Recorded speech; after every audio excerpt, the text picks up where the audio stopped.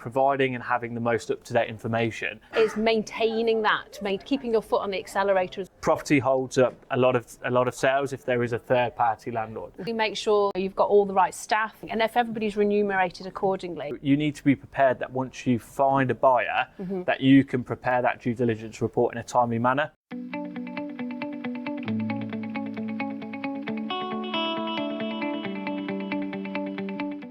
Hi, we're here today to talk about the 5 key steps to selling your dental practice successfully. So Phil, what would you say number 1 is? Number 1 is information. Fundamentally, you're asking somebody to part with a load of cash for your business. They're going to be taking on a loan, no doubt. So providing and having the most up-to-date information is really crucial from both a buyer and a lending bank. So if you do have Sage QuickBooks is looking at the last 12 months, asking your accountant to prepare management accounts, but certainly coming to the market, you need 2024 accounts as a minimum. You need your current MI, you need your current turnover, your NHS, where you are with performance. The more data that you can provide to an agent, number 1, you'll maximise the sale of your business.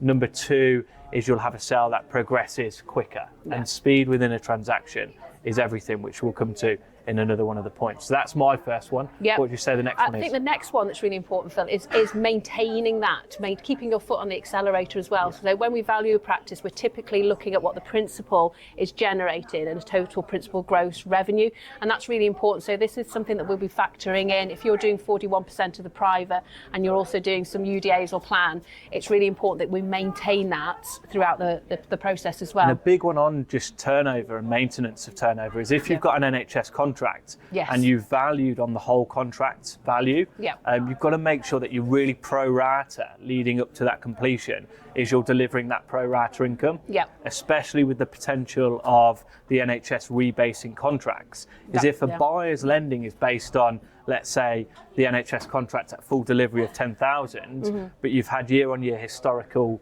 breaches, and actually at the end of the year you're only going to deliver 8,000. There is a question mark whether that contract can be rebased and whether the value should have been on the 8,000 UDAs. So maximising your NHS contracts, delivering all elements of revenue, and certainly being ahead of the projected income within your accounts is really key. The next one, which I would go with, is property. Yes, really important. Property holds up a lot of sales if there is a third-party landlord. So if you're selling the property, then that's fine, because you're either going to be granting a lease or somebody's going to be buying at a RICS valuation. So Royal Institute of Chartered Surveyors valuation, they'll be purchasing on that basis. If you do have a third-party landlord, that can be time-consuming. So speaking with your solicitor, the best time to approach that landlord and the right way to approach the landlord is really key. Us as agents will give you advice on the right time and the way to do that successfully.